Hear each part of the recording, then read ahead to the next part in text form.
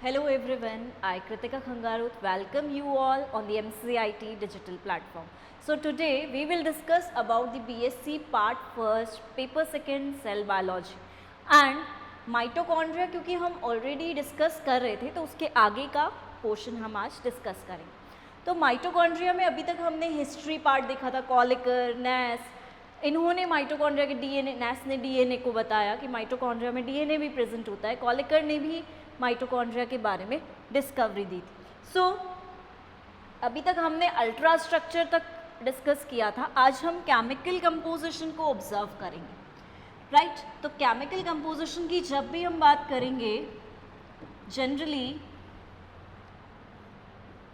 Chemical composition में क्या क्या आएगा ये हम डिस्कस करेंगे. सो केमिकल कंपोजिशन, एक बार फिर से स्ट्रक्चर को देख लेते हैं माइटोकॉन्ड्रिया के. आप सब लोगों को ध्यान होगा माइटोकॉन्ड्रिया का स्ट्रक्चर इस तरह से था, जस्ट लाइक दिस. एक इनर मेम्ब्रेन आंतरिक कला, एक आउटर मेम्ब्रेन दैट इज बाहरी कला जिसे हम बोलते हैं. ये भाग जो हो जाएगा वो मैट्रिक्स या मध्यांश भाग रहेगा जिसके अंदर विभिन्न प्रकार के पदार्थ उपस्थित रहते हैं.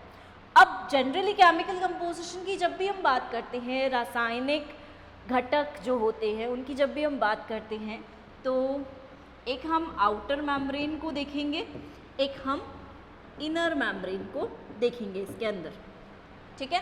तो सबसे पहले बात करते हैं हमारी आउटर मेम्ब्रेन से, बाहर से ही अंदर की ओर जाएंगे. तो सबसे पहला हमारा आता है आउटर मेम्ब्रेन. ये रहा outer membrane. Alright, generally outer membrane क्योंकि बाहर की तरफ प्रेजेंट है तो मेनली जो दो टाइप्स के कंपोनेंट्स इसमें प्रेजेंट रहेंगे वो रहेंगे हमारे प्रोटीन्स एंड लिपिड्स. अब protein and lipid inner membrane में भी प्रेजेंट है बट इनका कंपोजिशन ऑलमोस्ट थोड़ा सा डिफरेंट हो सकता है. फॉर एग्जाम्पल आउटर मेम्ब्रेन में प्रोटीन्स एंड लिपिड्स प्रेजेंट है, राइट. तो प्रोटीन्स का कंपोजिशन मोस्टली लिपिड्स के कंपैरिजन में ज़्यादा ही रहेगा. तो प्रोटीन्स 60% हैं तो लिपिड्स हम मान सकते हैं 40% के अराउंड आउटर मेम्ब्रेन में प्रेजेंट रहेंगे. प्रोटीन्स की अगर हम बात करें तो प्रोटीन्स में डिफरेंट टाइप के एंजाइम्स भी आ सकते हैं, राइट. तो प्रोटीन्स क्योंकि जितने भी एंजाइम्स हैं वो हमारे कैसे नेचर के होते, कैसी प्रकृति के होते, प्रोटीन प्रकृति के ही होते हैं. तो इसके अंदर एंजाइम्स भी हमारे आते हैं. जब हम लिपिड्स की बात करते हैं तो लिपिड्स में सबसे ज़्यादा अमाउंट हमारा जिसका होता है वो है फॉस्फोलिपिड.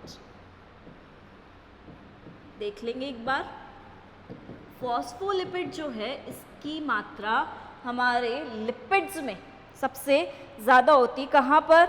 आउटर मेम्ब्रेन, ठीक है. और इसी के साथ साथ कोलेस्ट्रॉल की मात्रा भी हमारी यहाँ पर ज़्यादा रहती, ठीक है. लेकिन कोलेस्ट्रॉल के साथ साथ एक और इम्पॉर्टेंट कंपोनेंट है जो हम यहाँ पर देखते हैं दैट इज़ कार्डियोलिपिन, ठीक है. तो कार्डियोलिपिन जो है उसकी अमाउंट, उसकी मात्रा थोड़ी कम रहेगी आउटर मेम्ब्रेन में. बाहरी सतह की बात कर रहे हैं तो वहाँ पर उसकी अमाउंट, उसकी मात्रा कम रहेगी. सीधी सी बात कह रहे हैं हम 60% प्रोटीन, 40% लिपिड. लिपिड्स में फॉस्फोलिपिड और कोलेस्ट्रॉल की मात्रा यहाँ पर अधिक रहेगी. दूसरी इम्पॉर्टेंट चीज़ जो भी हमारी आउटर मेम्ब्रेन होती है वो कैसी होती है एक्चुअल में 70 एंगस्ट्रॉम साइज की हो सकती है. 70 एंगस्ट्रॉम लेंथ, या लेंथ नहीं बोल के आप थिकनेस बोलो, चौड़ाई बोलो, तो उसकी चौड़ाई 70 एंगस्ट्रॉम के आसपास हो सकती है. एंड इसी के साथ साथ ये कैसी होती है? बिल्कुल स्मूथ होती है, ठीक है. स्मूथ क्यों बोल रहे हैं हम? देखिए जैसे हम इस मेम्ब्रेन को देख रहे हैं,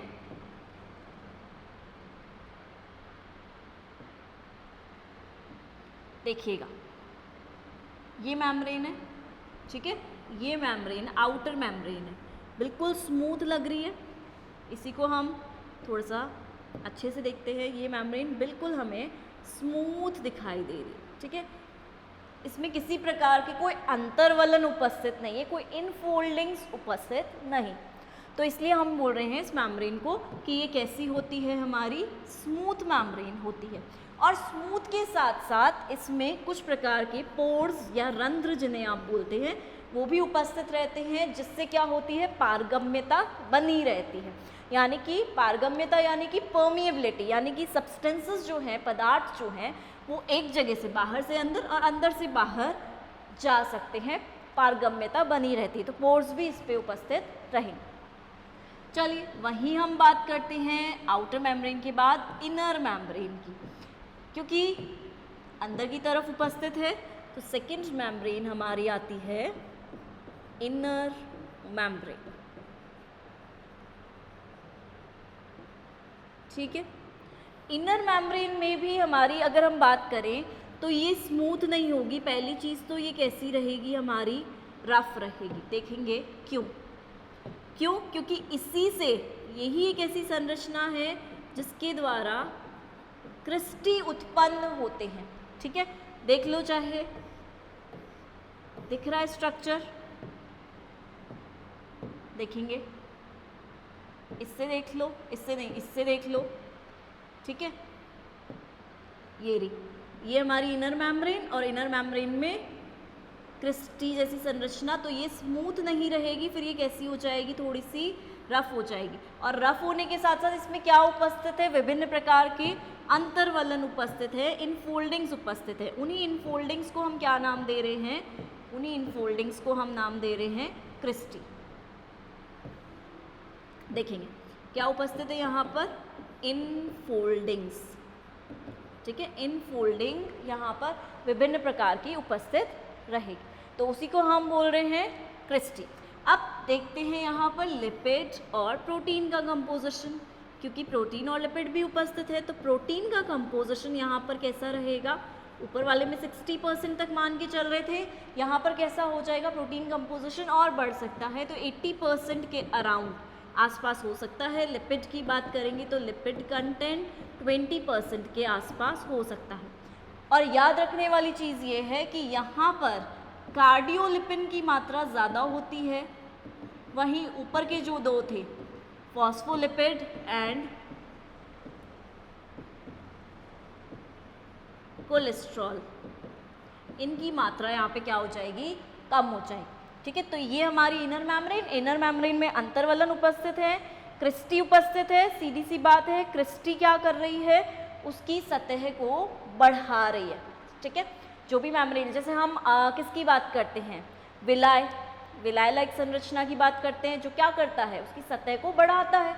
इंटेस्टाइन में, आंत्र में उपस्थित रहते हैं विलाय, सूक्ष्म रसांकुर जिसे आप बोलते हैं, तो वो भी सतह को बढ़ाता है। ऐसे ही क्रिस्टी भी क्या कर रही है, उसकी सतह को बढ़ा रही है, क्योंकि इनफोल्डिंग हो रही है। इनफोल्डिंग के कारण उसकी जो सतह है, उसकी जो सरफेस है, वो इंक्रीज हो रही। नाउ इसका भी ऑलमोस्ट थिकनेस हम मान के चलेंगे 70 एंगस्ट्रॉम के आसपास इसकी थिकनेस रहती है। नाउ सेकेंड इंपॉर्टेंट चीज़ जो हमें देखने को मिलती है, that is called as Christie.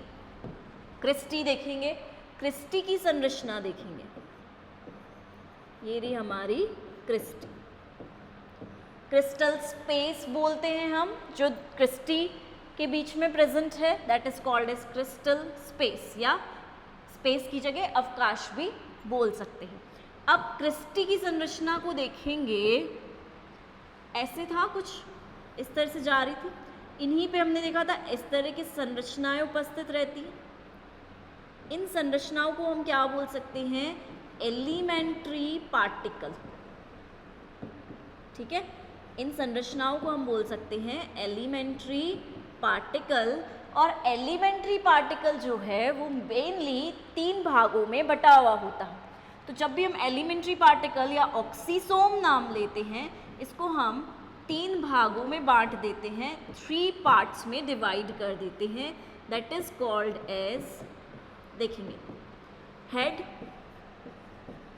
शीर्ष भाग, बीच का भाग आ जाता है स्टॉक या फिर वृंत, और तीसरा भाग आ जाता है बेस।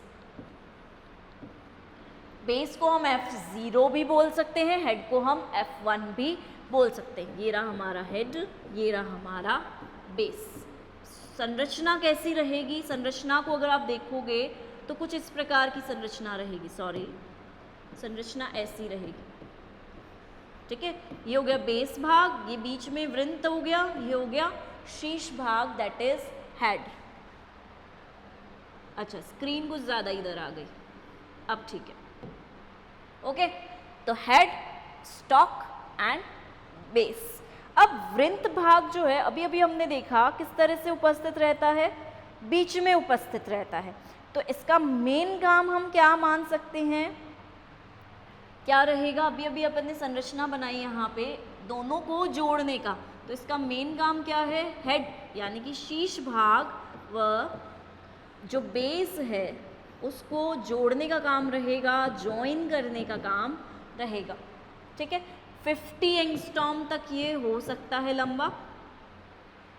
दूसरी चीज, हेड भाग, शीर्ष भाग में जनरली क्या उपस्थित रहेगा? ATPase enzyme. ठीक है, यानी कि एटीपेज एंजाइम बोल सकते हैं, या फिर एटीपी सिंथेटेज एंजाइम यहाँ पर प्रेजेंट रहेगा। अब सीधी सी बात है, यहाँ पर ये प्रेजेंट रहेगा, तो एटीपी की जो भी क्रियाएं वो कहाँ होगी? शीर्ष भाग में होंगी। और कॉम्प्लेक्स यानी कि जटिल के रूप में, समूह के रूप में ये उपस्थित रह सकता है। वहीं बेस भाग की बात करेंगे तो नीचे का आधार भाग बोल सकते हो इसको आप। आधार भाग के साथ साथ इसका मेन काम क्या रहेगा या किससे बना हुआ रहेगा? ये प्रोटीन व लिपिड का बना हुआ रहेगा, प्रोटीन एंड लिपिड का, वसा का। और मेन काम क्या रहेगा इसका? आधार भाग प्रदान करना। इसी आधार पे वृंत होता है, स्टॉक होता है, स्टॉक के ऊपर हेड रीजन उपस्थित रहता है। अब जब भी आप यहाँ पर देखोगे तो इस क्रिस्टी में दो प्रकार की साइड्स मिलेंगी आपको। एक संरचना हम ऊपर वाली देखेंगे तो हमें और क्लियर हो जाएगा, बार बार बनाने से कोई मतलब नहीं। ये क्रिस्टी है सपोज, तो इसमें आप दो भाग देखोगे। देखो, ये क्रिस्टी अंदर की तरफ जा रहा है, एक भाग आपको क्रिस्टी का दिखेगा एम साइड की तरफ, एक भाग मिलेगा आपको सी साइड की तरफ। अब सपोज इसको मैं बोल रही हूँ ये क्रिस्टी है, ठीक है, ये क्रिस्टी है, ठीक है। क्रिस्टी का एक भाग मुझे दिख रहा है अंदर की तरफ, है ना, और एक भाग इसका दिख रहा है मुझे बाहर की तरफ। यानी कि अगर मैं इस भाग को कंपेयर करूं, इसी भाग को मैं अगर थोड़ा सा एनलार्ज करके बना दूं, यहाँ पर ये रहा, यही भाग मैंने एनलार्ज करके बनाया। जो अंदर की तरफ है ये भाग, वो किसकी तरफ है? मैट्रिक्स। अंदर वाला भाग हमने अभी लिखा मैट्रिक्स होता है, मध्यांश होता है। तो जो भाग अंदर की तरफ है उसको तो हम बोल देते हैं एम साइड, ठीक है। जो अंदर की तरफ है that is called as M side, क्योंकि मैट्रिक्स की ओर है इसलिए एम साइड। और दूसरा जो बाहर की तरफ है उसे हम बोल देंगे सी साइड, ठीक है। सी यानी कि साइटोसोल, साइटोसोल की ओर है वो दिशा, तो उसे हम बोल देंगे सी साइड। अब देख लो ये जो अंदर की तरफ है, या इसमें ही देख लो ये सी, ये एम। अब इसी को अगर मैं नीचे देखूं, यहाँ पर भी तो ये क्रिस्टी है हमारी, ठीक है। चौड़ी इसलिए बना रही हूँ क्योंकि इसमें बीच में गैप होता है जो अपन ने देखा है। ये क्रिस्टी है।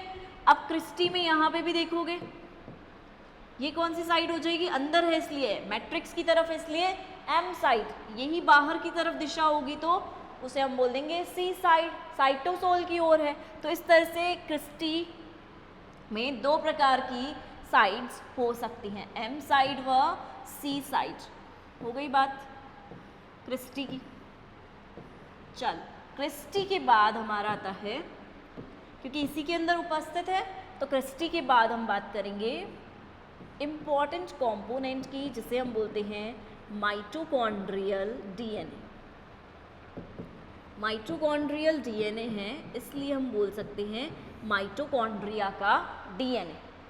अब जब आप स्ट्रक्चर देखोगे माइटोकॉन्ड्रिया के डीएनए का, तो आपको एक इम्पॉर्टेंट चीज़ यहाँ पर दिखेगी। अब क्या दिखेगी ये देखते हैं। जनरली माइटोकॉन्ड्रिया का डीएनए ऐसा दिखेगा हमें।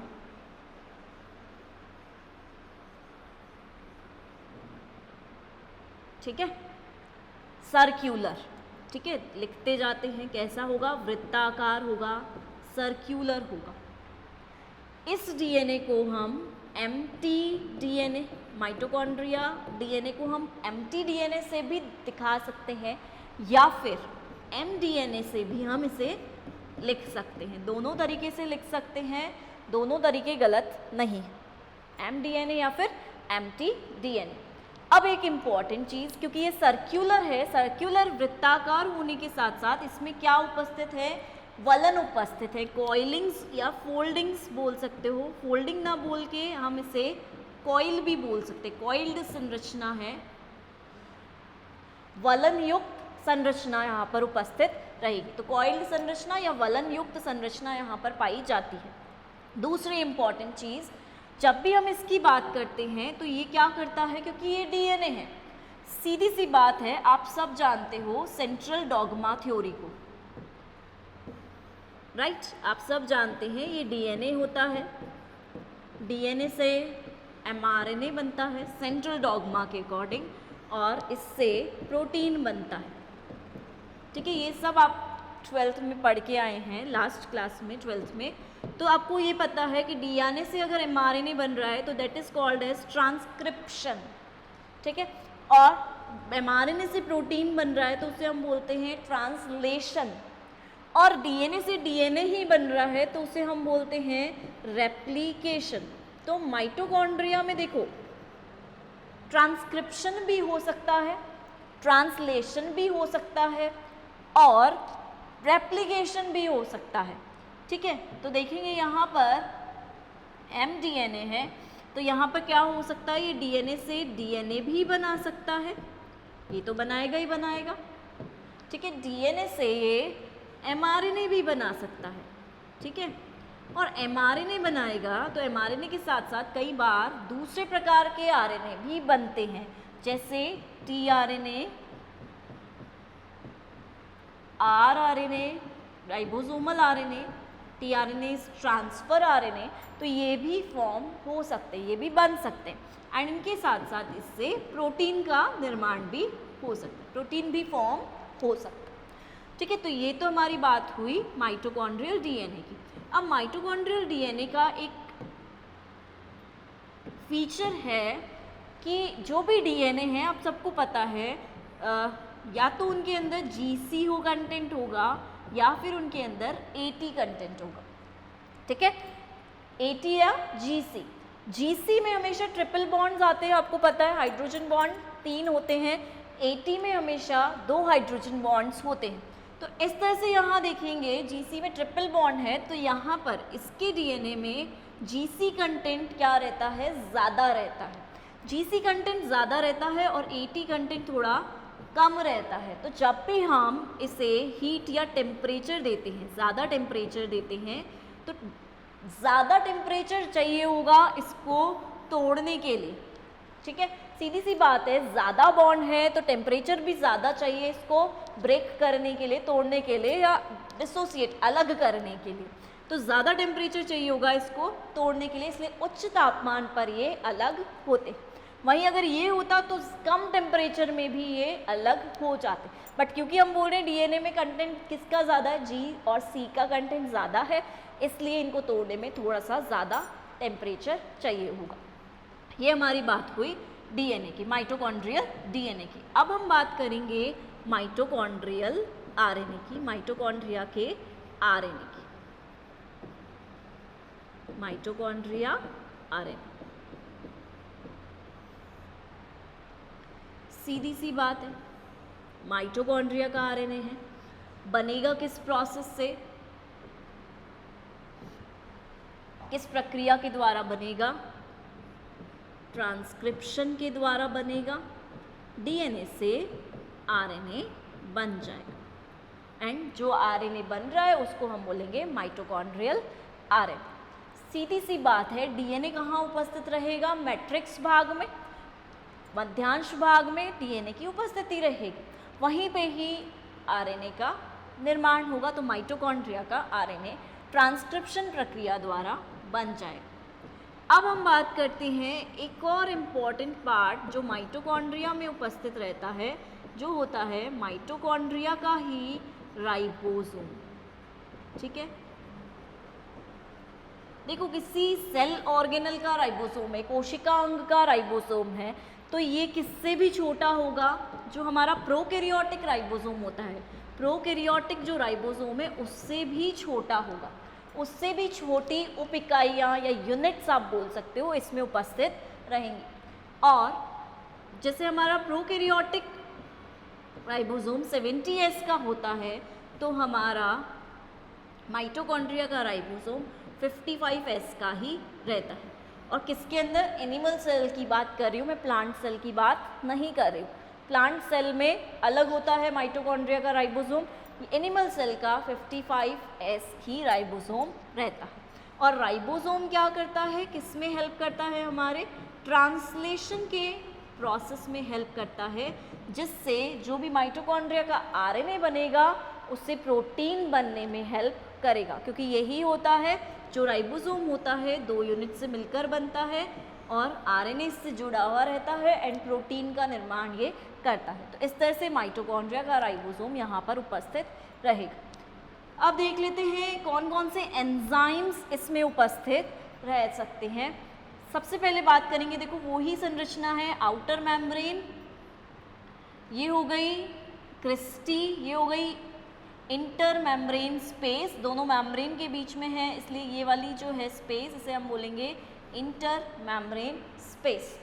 दूसरी चीज़ ये हो गया मैट्रिक्स भाग, तो कुछ एंजाइम्स मैट्रिक्स के होंगे, कुछ एंजाइम्स बाहरी आउटर मेम्ब्रेन के होंगे, कुछ एंजाइम्स इनर मेम्ब्रेन के होंगे। तो एंजाइम्स को हम एक बार रिव्यू या ओवरव्यू कर लेते हैं। ठीक है, सीधी सी बात है, सबसे पहली चीज़ हम आउटर मेम्ब्रेन पे जाते हैं। आउटर मेम्ब्रेन हमने बोला था कि इसमें क्या उपस्थित रहते हैं, कुछ पोर्स या रंध्र उपस्थित रहते हैं और उन रंध्र की वजह से जो छोटे आयंस होते हैं, आयंस के साथ साथ आप बोल सकते हो जो भी स्मॉल कंपाउंड्स होते हैं, जो भी स्मॉल सब्सटेंसेस होते हैं वो पोर्स के थ्रू इजीली जा सकते हैं। और मेनली जो इनमें एंजाइम्स होते हैं वो होते हैं monoamine oxidase and acetyl coenzyme A synthetase. ठीक है, मोनोअमीन ऑक्सीडेज और एसिटाइल कोएंजाइम ए सिंथेटेज। तो एसिटाइल कोएंजाइम ए का फॉर्मेशन भी ये करवाते हैं, सिंथेटेज। तो ये 2 एंजाइम्स मेनली यहाँ पर रिस्पॉन्सिबल रहेंगे, amine, monoamine oxidase, acetyl coenzyme A synthetase. Now अब बात करते हैं इनर मेम्ब्रेन की। तो इनर मेम्ब्रेन में आप सबको पता है क्या प्रेजेंट है, क्रिस्टी उपस्थित है। क्रिस्टी प्रेजेंट है तो किस में हेल्प करेगा, ईटीसी चेन में, इलेक्ट्रॉन ट्रांसपोर्ट चेन में हेल्प करेगा। और इलेक्ट्रॉन ट्रांसपोर्ट चेन में हेल्प करने के साथ साथ इसके अंदर वो एंजाइम्स भी होने चाहिए जो इलेक्ट्रॉन ट्रांसपोर्ट चेन में चाहिए होते, तो एटीपी के निर्माण में भी ये हेल्प करेगा। अब इसके पास जो एंजाइम्स होते हैं वो होते हैं सक्सिनेट डिहाइड्रोजिनेज। ठीक है, ये हमने ऑलरेडी पढ़ा था ईटीसी, तो आई थिंक आपको याद आ गया होगा। ईटीसी में सक्सिनेट डिहाइड्रोजिनेज सेकंड कॉम्प्लेक्स जो था वो यही था। ठीक है, इसके साथ साथ कुछ एटीपी फॉर्मेशन, एटीपी निर्माण के एंजाइम्स भी उपस्थित रह सकते हैं, जैसे एटीपी सिंथेज हो सकते हैं, तो वो एंजाइम्स भी उपस्थित रह सकते हैं। और कुछ ट्रांसपोर्ट एंजाइम्स भी यहाँ पर उपस्थित रह सकते हैं। ट्रांसपोर्ट एंजाइम्स बोल सकते हो या ट्रांसपोर्ट प्रोटीन्स बोल सकते हो, क्योंकि कैरियर की तरह यहाँ पर ये प्रेजेंट रहते हैं। ठीक है, हमने बोला ईटीसी चेन, तो ईटीसी चेन क्या है, इलेक्ट्रॉन को ट्रांसपोर्ट करने की चेन। तो इलेक्ट्रॉन ट्रांसपोर्ट कौन कर रहा है, कुछ एंजाइम्स या प्रोटीन्स भी कर रहे होंगे, तो वहाँ पर वो भी कुछ एंजाइम्स या प्रोटीन्स उपस्थित रह सकते हैं, FES, FMN, ये भी कुछ उपस्थित रहेंगे। अब जनरली बात कर रहे हैं हम किसकी, मैट्रिक्स भाग की देखेंगे। तो आउटर और इनर मेम्ब्रेन के एंजाइम्स हमने देख लिए। इनर मेम्ब्रेन के मोस्टली सक्सिनेट डिहाइड्रोजिनेज आ जाता है, एटीपी सिंथेज आ जाते हैं, एंड क्योंकि ईटीसी साइकिल चलती है तो ट्रांसपोर्ट वाले एंजाइम्स भी आ जाते हैं। आउटर मेम्ब्रेन में मेनली मोनोअमीन ऑक्सीडेज आता है और इसी के साथ एसिटाइल कोएंजाइम सिंथेटेज। अब नाउ देखेंगे मैट्रिक्स में। मैट्रिक्स में क्या चलती है? सिट्रिक एसिड साइकिल, ठीक है, दैट इज क्रैब्स साइकिल चलती है। तो क्रैब्स साइकिल वाले जो एंजाइम्स होते हैं वो यहाँ पर उपस्थित रह सकते हैं। सिट्रिक एंजाइम की जो सिट्रिक साइकिल की जो एंजाइम्स है वो भी यहाँ पर प्रेजेंट रह सकते हैं। तो यहाँ हो सकता है पायरूवेट डिहाइड्रोजनेज, सबको याद होगा पायरूवेट डिहाइड्रोजनेज जो है वो पायरूविक एसिड जो बन रहा है उससे क्या बनाने में हेल्प करेगा? एसिटाइल कोएंजाइम ए बनाने में हेल्प करेगा। फैटी एसिड, क्योंकि बीटा ऑक्सीडेशन की प्रक्रिया भी यही होती है, इसलिए फैटी एसिड ऑक्सीडेशन वाले जो एंजाइम्स होंगे या बीटा ऑक्सीडेशन वाले जो एंजाइम्स होंगे उसमें फैटी एसिड का ही ऑक्सीडेशन होता है, तो वो वाले एंजाइम्स भी यहाँ पर उपस्थित रहेंगे। और एटीपी, एडीपी, एएमपी ये भी यहाँ पे प्रेजेंट रहेंगे। इसके साथ साथ कुछ फॉस्फेट्स भी उपस्थित रहेंगे एंड कुछ आयंस भी उपस्थित रहेंगे, that is potassium, magnesium, calcium. Calcium बहुत इंपॉर्टेंट रोल प्ले करता है माइटोकॉन्ड्रिया में, और माइटोकॉन्ड्रिया कैल्शियम बैलेंस में भी एक इम्पॉर्टेंट रोल प्ले करता है। तो ये हमारे एंजाइम्स हुए कुछ, ठीक है। नेक्स्ट बात करेंगे हम फंक्शंस या यूजेस ऑफ माइटोकॉन्ड्रिया। यहाँ पे हम लिख सकते हैं फंक्शंस, ठीक है। क्या क्या फंक्शंस हो सकते हैं माइटोकॉन्ड्रिया के? सबसे पहला एंड इम्पॉर्टेंट फंक्शन ही यही है एटीपी प्रोडक्शन। एटीपी का निर्माण किससे? एडीपी से, ठीक है। कई बार एडीपी से या एएमपी से ये क्या करता है? एटीपी को निर्मित करता है। ऑक्सीसोम इसमें या एलिमेंट्री पार्टिकल भी इसमें इम्पॉर्टेंट रोल प्ले करते हैं। एटीपी सिंथेज एंजाइम भी होता है। रिडॉक्स स्टेट में भी इसका काम रहता है। प्रोग्राम्ड सेल डेथ या एपोप्टोसिस में भी इसका काम रहता है, क्योंकि जब आप एपोप्टोसिस या सेल डेथ पढ़ोगे, कोशिकाओं की मृत्यु जब होती है तो उसमें भी माइटोकॉन्ड्रिया एक इम्पॉर्टेंट रोल प्ले करता है, ठीक है।